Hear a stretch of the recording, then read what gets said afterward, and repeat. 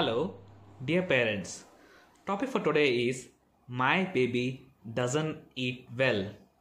I think this is by far the most commonly asked question in all pediatric OPDs and the most troublesome experience in raising your child. So, dear parents, I have prepared this very comprehensively. So, please take out a pen and paper and listen to it with keen attention. So, the first and most important point in feeding your child is to try to establish a flexible routine. What does a flexible routine mean? It just means that you should have a pattern and principle in providing food, yet you should be humane and receptive to the child's needs. So, when you start feeding the child, you should start it in such a way that you just give one feed to a child who has just crossed the 6 months mark and you're intending to start him on complementary feeds. As the week progresses, the following week you can give two feeds, one in the morning and one at night. The following week you can introduce one more feed. Say that may be one feed in the morning, one in the afternoon, one at night.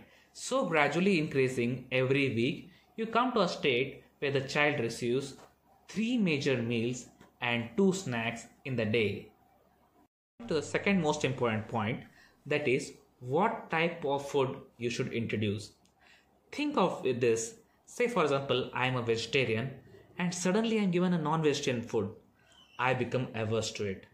Or for example, somebody who is routinely eating very bland food is given something really spicy, he become averse to it. In the same way, our kids until 6 months, they have been routinely taking only liquid food in the form of milk. And if you suddenly introduce something very solid, he just throws it out, pukes it out. And this creates the aversion and he will go into cycle of not liking the food you are giving. So what is supposed to do? Take for example, give him, if you're giving him rice with milk, give him plenty of milk with a little quantity of rice. As the days go, reduce the quantity of milk and increase the quantity of rice until a stage comes when this rice and milk becomes so thick that it does not drip from the spoon. At this, it is the right stage to introduce semi-solid food. For example, upma. In this way, gradually you increase the solidity of food and make a smooth transition from liquid to semi-solid to solid. After upma, you can introduce something like an idli, and then you can introduce something like a chapati dipped in milk. So in this way, gradually you add vegetables, you add fruits and increase the complexity of the food. So think of it like I don't go to 10th standard before passing LKG. It should be a smooth transition from LKG to 1st to 5th then to 10th. So let's give the child a smooth transition in the type of food. So the third point is frequency of feeds. I've seen multiple number of patients asking this question, sir, should I feed every second hourly or every third hourly or every fourth hourly? I just want to tell you that let's not have a fixed pattern. As I have told you, let's have a flexible routine. So your frequency should depend on what quantity of food did the child have in the previous meal. Say for example, I have had 3 chapatis in the morning. I would rather have a lighter afternoon snack. Whereas if I have had a slight meal in the morning, say only 1 chapati, I would want a heavy afternoon meal. In the same way, if the kids have had a good meal previously, after 3 hours maybe you can give something light like a fruit or like some sort of a milk. So in this way you decide the current meal based on the previous meal quantity. Secondly, another important thing is what kind of activity does the child have. Say after the meal the child slept for 3 hours and after 3 hours you again wake him up to eat more, he would not be hungry. Whereas a child who has been constantly running around and has spent his time in lot of activity probably would be hungry soon. So based on this, you should decide about what kind of food and how frequently should have based on his activity and the quantity of previous meal. So after establishing a flexible routine, giving him the food of right texture and at right intervals, even then some kids might not feed well. At this time, you have to identify some more things, like say if you find out if the kid is distracted. What happens is so many times parents give food along with giving them a mobile or making them sitting in front of a television. So make sure these distractions are avoided, because what happens is in the beginning the child might be interested in eating something while watching the mobile, but gradually the attention goes only towards the mobile and he refuses feeds. So make sure there is an atmosphere of giving attention towards his food rather than giving importance to the distraction. Second most important thing is make sure that he is not tired or sleepy. If the kid is sleepy or tired, he might not eat well, and you should not base your decision that child is not eating well with only 1 or 2 days. You should observe patiently over few days and identify if you are giving him feeds when he is tired, when he is exhausted, when he is sleepy. Another important thing is to rule out if the child is consuming any high sugar containing food.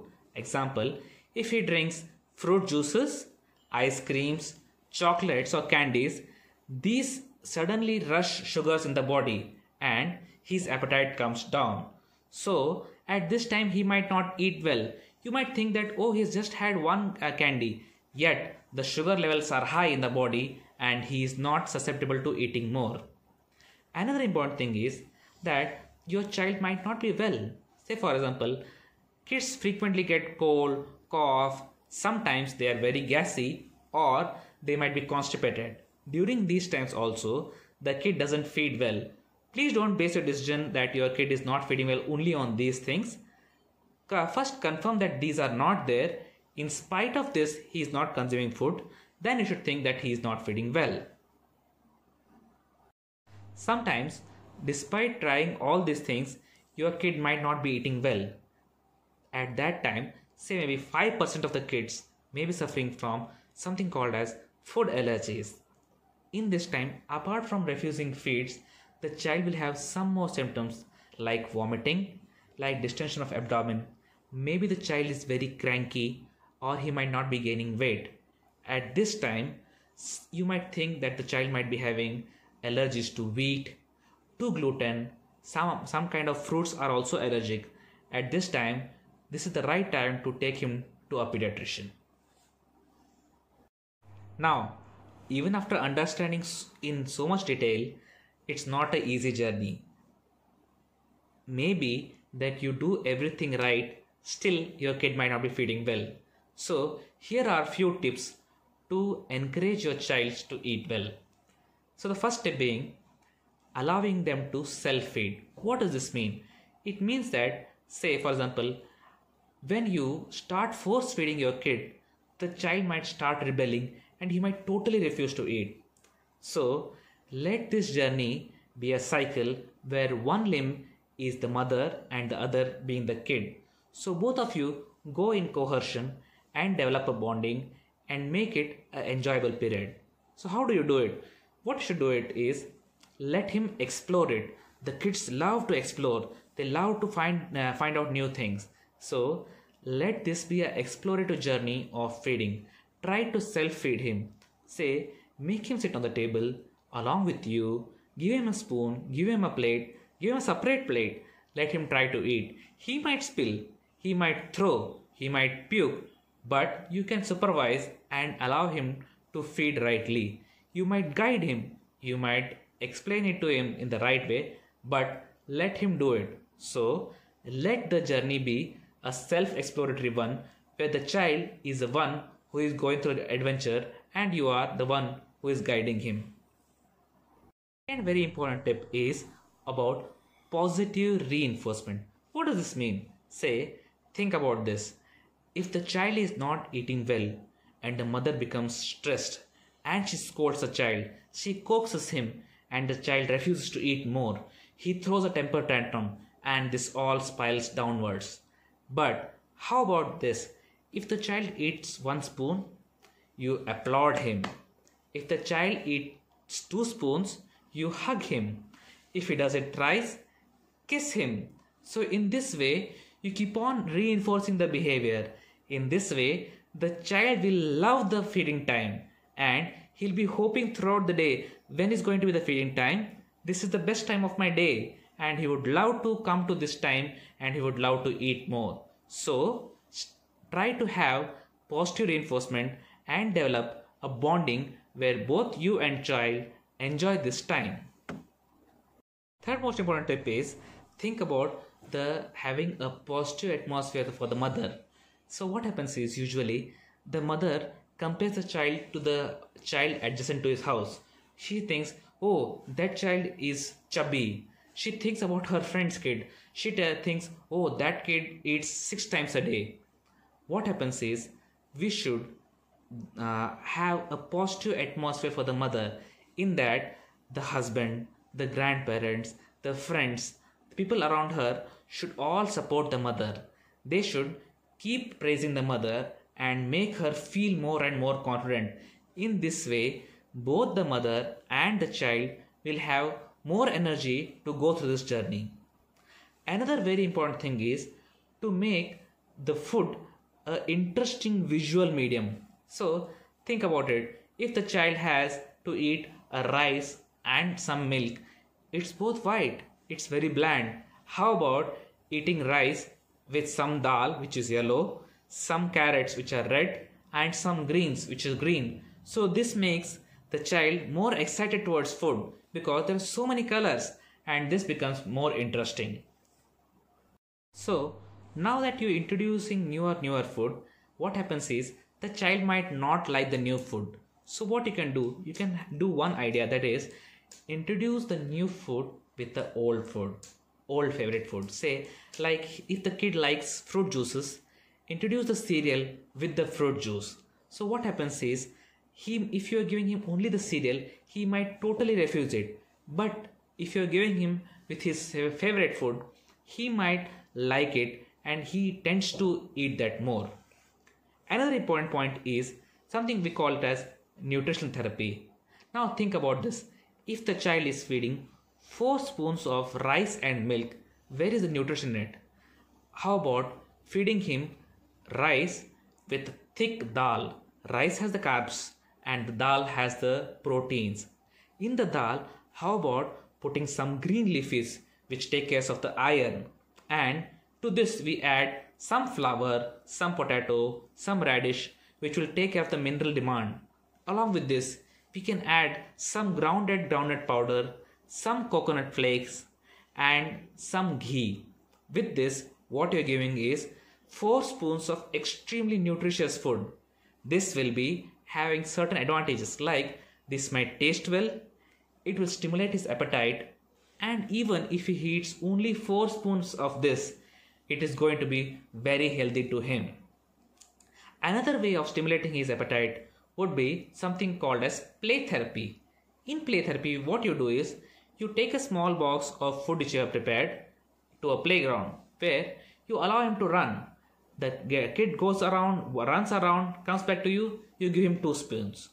Another round, he comes back to you, give him another 2 spoons.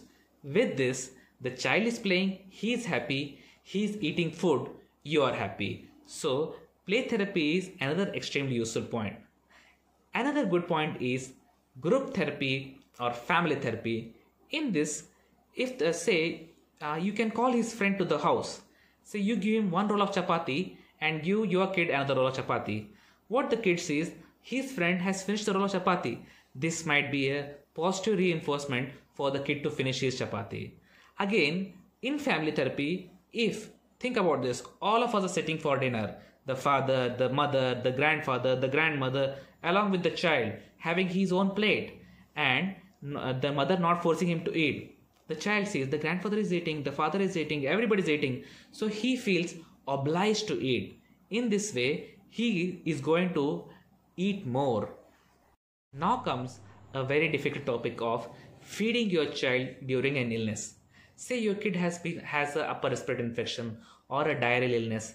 You certainly know that he is not going to eat well. At this time, this is the part 1 of the illness where you focus on giving him small quantity of food. If he accepts, giving him plenty of liquids, plenty of fluids. As the day progresses, he starts improving. The part of coping up phase comes, where you can give him small quantity of nutritious food. In this time, he gradually increases appetite, and then comes the third phase of catching up. At this time, this is called a golden opportunity. Why? Because in this phase, his appetite is more increased. He wants to eat more. At this time, if you identify and give him good food, nutritious food, tasty food, he'll catch up. He might as well excel in his nutritional grades. He might even improve his weight beyond the weight which he was previously, and this might set as a new routine pattern for him, and he might keep on increasing his appetite. There are few things which you should avoid. One thing is, please don't give your food sugary drinks. Avoid coffee, avoid tea. Please don't give him any bakery items or... Now, there are few things you have to avoid. Please avoid giving them sugary drinks.